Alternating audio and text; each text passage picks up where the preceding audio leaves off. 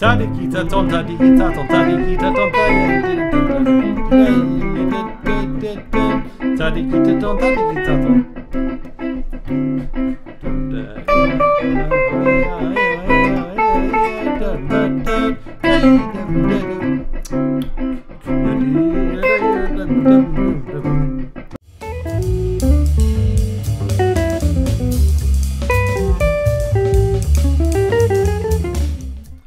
So often students have difficulty coming up with rhythmically interesting phrases, and this is a simple, slightly mathsy way of doing it.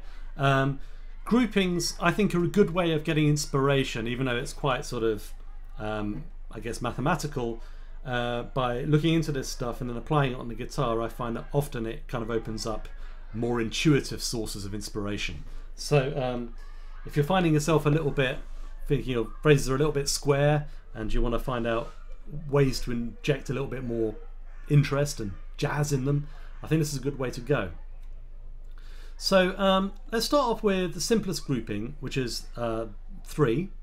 And in Western music we often break down the beat into either 4 or 2 subdivisions, so 8th notes or 16th notes.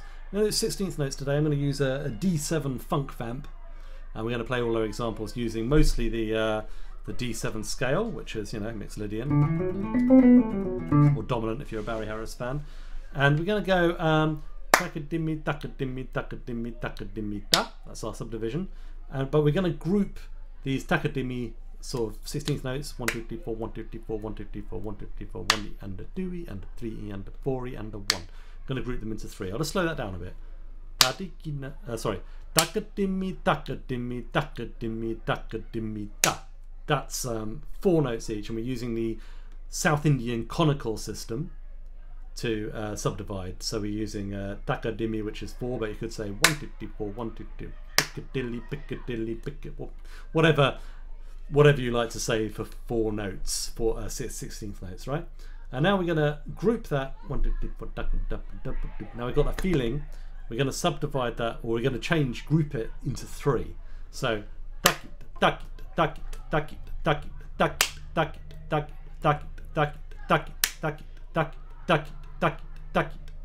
what that does is it makes it go out of phase with the beat, and so it kind of does its thing, and then it comes back into sync on beat 1 of the 3rd bar, right? So you could practice it like this: taka-dimmy, taka-dimmy, taka-dimmy, taka-dimmy,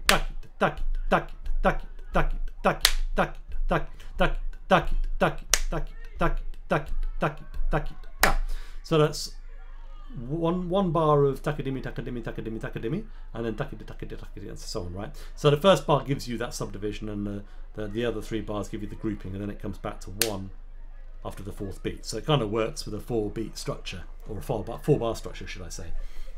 Okay, so this is the way that Asaf Circus, my conical teacher, taught me, and he's got some great videos up on YouTube, so I'll try and link to those. The first way you want to do it is, it can be very helpful to grid the rhythm, make sure it's exactly in sync with the beat, is to emphasize first of all the syllable that goes with the beat. So that's not going to be the ta always. Taki-da, taki-da, taki-da, taki-da, taki-da, taki-da, taki-da, taki-da, taki-da, taki-da, taki-da, taki-da, taki-da, taki-da, taki-da, taki-da, da. So what happens is it goes da, it's first one, ki, second one, da, third one, da, ki, da, like that, right? Where the ta is will change position in the bar as we go around the cycle. So da, da, 3rd beat, sorry, 4th beat, da, 3rd beat, da, 2nd beat, da, 1st beat again, right? So it does that. You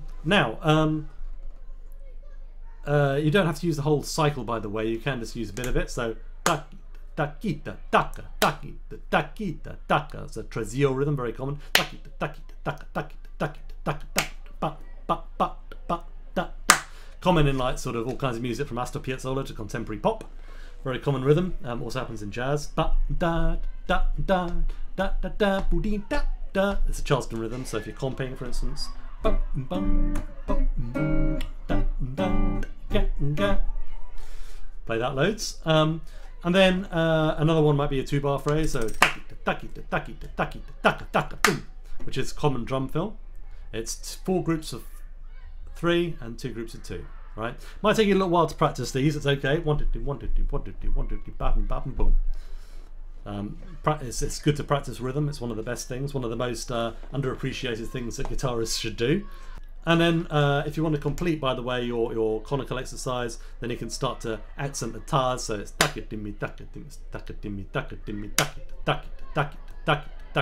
so on. And then eventually you lose the kiras completely.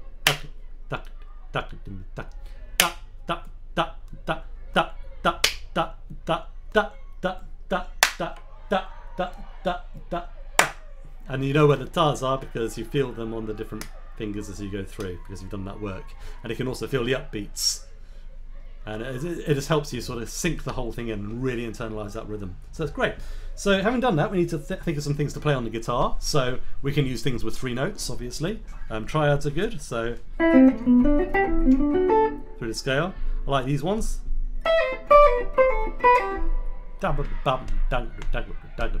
You don't have to use just diatonic options either. As I say, we're playing over a D7 vamp. We could use this, which is a tritone sort of substitution thing. We're going from an A flat triad to a D triad to an A flat. We could also use chromatic, so we could go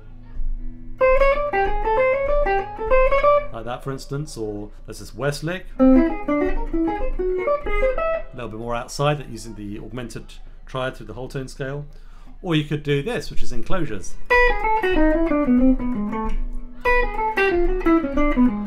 Using above, below, notes, so it's a grouping of 3. The possibilities are limited only by your imagination. Anyway, let's fire this up with a backing track.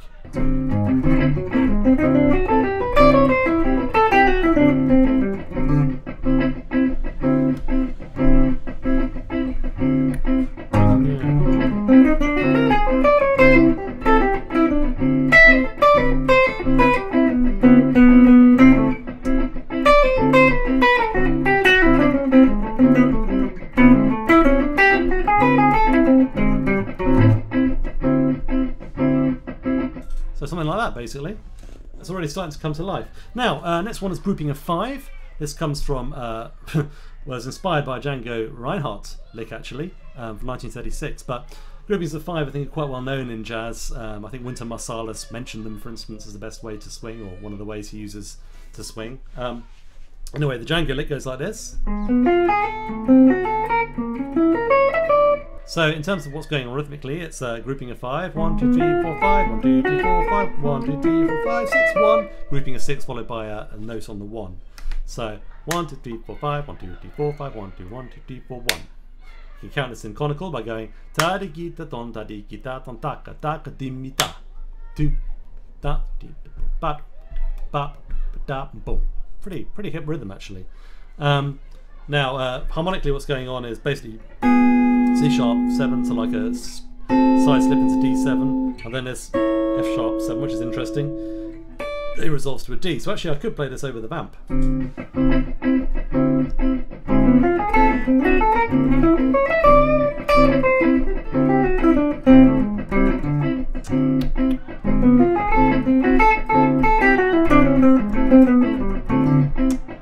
It sounds pretty modern, actually, in that context, doesn't it?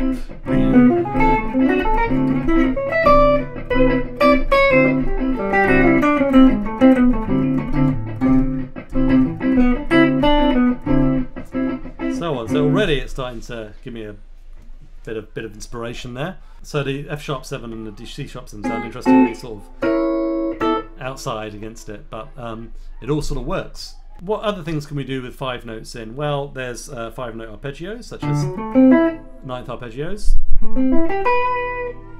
and then we use those. We can also phrases that I like, which are like 4-note arpeggios, like A minor 7 with a half step before. So usually I'll play them like this: 1 2 3 4 1 2 2 1, like that, right? But you can also straighten them out and play them in 8th notes. 1 2 3 4.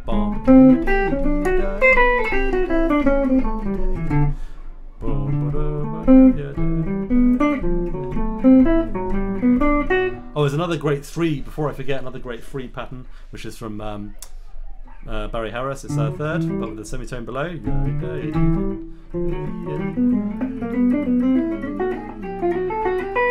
That's a cool one. That's for 3. And we can also take our 3 patterns and add 2 notes in front, so it makes it into a 5 pattern, right? So okay, let me try that.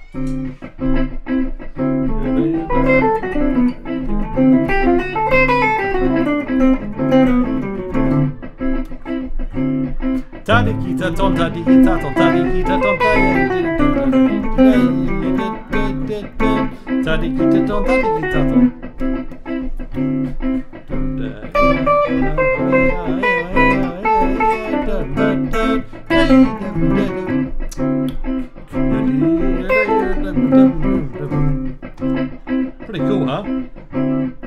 Final thing is you can take that tadikitaton and you can leave a little gap and make it into a 6. So you can go, you know, for instance, tadikitaton, tadikitaton, tadikitaton, tadikitaton, which is actually 1 2 3 4 5 6 1 2 3 4 5 6 1 2 3 4 5 1 2 3 4 5 1 2 3 4 5 1 2 3 4 5 1 2 3 4 5 1 2 3 4 5. This is a cool rhythm too. It's kind of similar to our first rhythm, but we can use that in combination with everything else.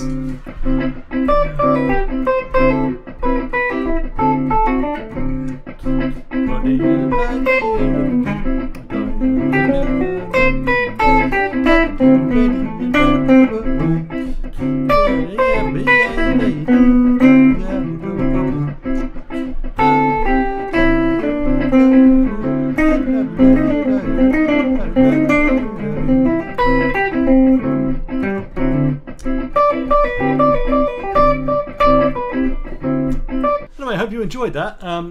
Certainly food for thought, and happy playing.